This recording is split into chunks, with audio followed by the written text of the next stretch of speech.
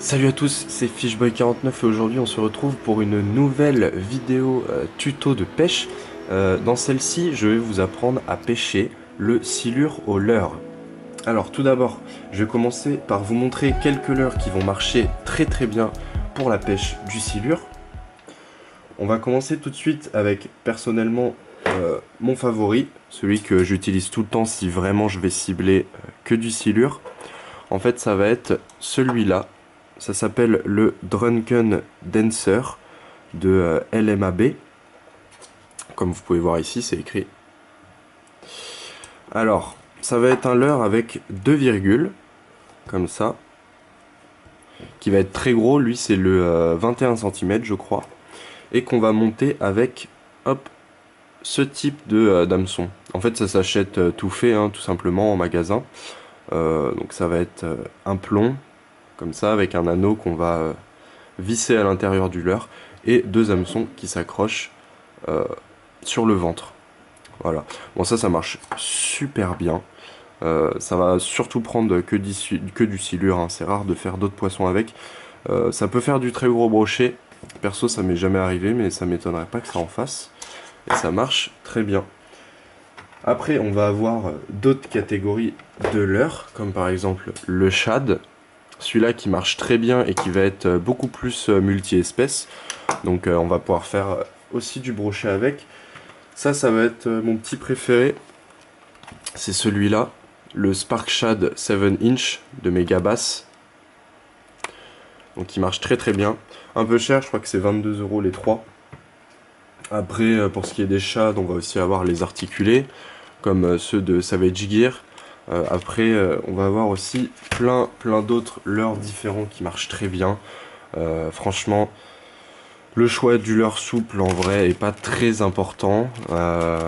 Si vous voulez cibler en gros du silure, il va falloir prendre celui-là qui est très bien. Et si vous êtes plus multi-espèces, si ça vous dérange pas d'attraper un petit brochet en plus, mais du coup de pas cibler spécialement le silure, ben vous allez prendre des leurres comme ça. Là par exemple il est monté en 20 grammes pour couler bien vite au fond. Là je crois que c'est pareil, on doit être sur 10-15 grammes, il n'y a pas écrit dessus mais bon voilà. Et si vous avez ça dans votre boîte de leurres, c'est parfait. Il faut retenir qu'il vous faut des leurres très gros qui vont faire des grosses vibrations, qui vont être bien visibles dans le fond. Donc là bon c'est un petit peu couleur olive. Mais moi je vais essayer quand même de privilégier les leurres qui se voient bien, comme celui-là, donc blanc et rouge, c'est parfait. Même dans les grandes profondeurs, en fait, le silure va très bien le voir, et il va aller le manger souvent.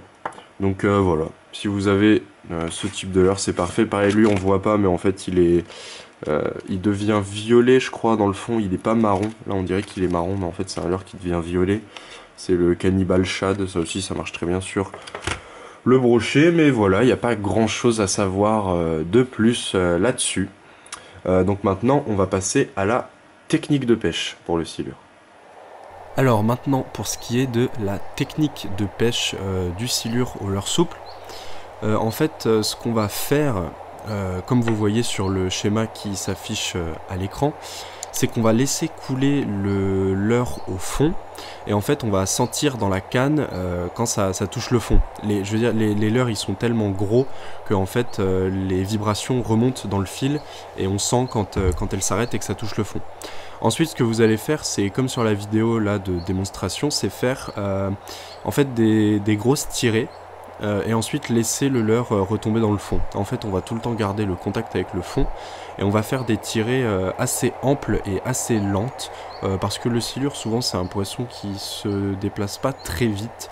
Donc il faut lui laisser le temps de voir le leurre, de se rapprocher et en fait de l'engamer tout doucement. Ça arrive qu'il se réveille et qu'il attaque très fort, mais souvent ça reste des poissons qui sont assez lents.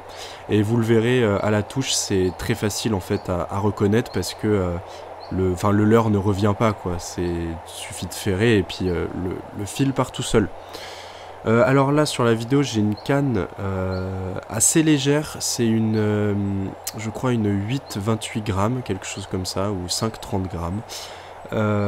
Donc pas vraiment adapté pour le silure. Alors moi dans ma rivière il n'y a pas des silures immenses, c'est maximum 1,50 m, donc ça passe encore. Mais normalement pour les silures il faut préférer des cannes silures, hein. Donc c'est des cannes très grosses, très rigides, et ça marche beaucoup mieux que celle que j'utilise dans la vidéo là. Donc voilà, après il n'y a pas vraiment d'autres choses à savoir sur la pêche du silure au leurre. Après c'est à vous d'aller essayer, d'aller acheter le matériel que j'ai présenté dans la vidéo et qui marche extrêmement bien.